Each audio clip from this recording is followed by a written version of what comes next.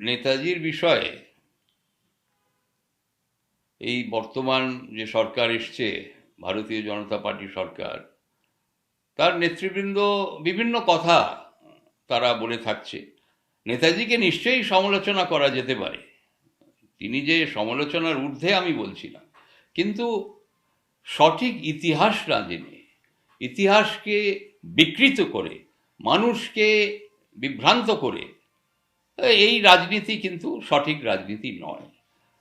শ্রমিক ভট্টাচার্য, আমরা একসাথে কাজও করেছি। আমি যখন বিজেপিতে ছিলাম, উনিও ছিলেন, উনি আসতেন, কথাও হয়েছে। আমার যা জানা শ্রমিকবাবুর বিষয়ে, যে উনি নাকি ইতিহাস নিয়ে একটু লেখাপড়া করেছেন। মানে বেশিরভাগ বিজেপি নেতারা অশিক্ষিত, তারা খুব একটা কিছু ইতিহাসের কোনো নেই, মানে পড়েও নি, জানতেও চায় না। তো যাই হোক, কিন্তু শ্রমিকবাবু যেটা বললেন যে ফরওয়ার্ড ব্লকের গুন্ডারা নাকি শ্যামাপ্রসাদ মুখার্জিকে আক্রমণ করেছিলেন, ওনাকে অসম্মান করেছিলেন, এটি সঠিক নয়। দেখুন, পরিবার বা পারিবারিক সম্পর্ক সেই সময় বোস পরিবার, শরৎচন্দ্র বোস এবং সুভাষচন্দ্র বোস এবং শ্যামাপ্রসাদ মুখার্জির পরিবারের সাথে খুব ভালো সম্পর্ক ছিল। আমার পিতা অমিয়নাথ বোসের কাছে আমি শুনেছি, অমিয়নাথ বোস খুব কাছের মানুষ ছিলেন ওনার কাকা সুভাষ বোসের। কিন্তু হ্যাঁ, রাজনৈতিক মতাদর্শ, আদর্শে পার্থক্য ছিল। সুভাষচন্দ্র বোস এবং শরৎচন্দ্র বোস সকলকে ঐক্যবদ্ধ করতে উনি প্রচেষ্টা নিয়েছিলেন, সব ধর্মকে ঐক্যবদ্ধ করে ভারতীয় বলে উনি প্রতিষ্ঠিত করেছিলেন। শ্যামাপ্রসাদ মুখার্জি একজন সাম্প্রদায়িক নেতা, বিভাজনের রাজনীতিতে উনি বিশ্বাসী।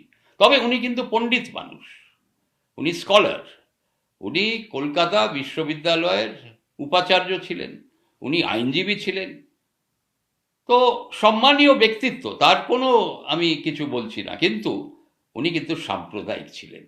তো যারা সাম্প্রদায়িক এবং বিভাজনের রাজনীতিতে বিশ্বাসী, তাদের বিপক্ষে শরৎচন্দ্র বোস এবং সুভাষচন্দ্র বোস তো দাঁড়াবেই, আমিও দাঁড়াই।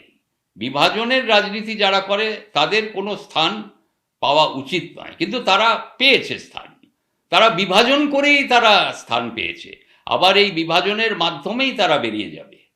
তাই শ্রমিকবাবু একটু ইতিহাসটা নিয়ে একটু চর্চা করুন, গবেষণা করুন, এটি ঠিক নয়।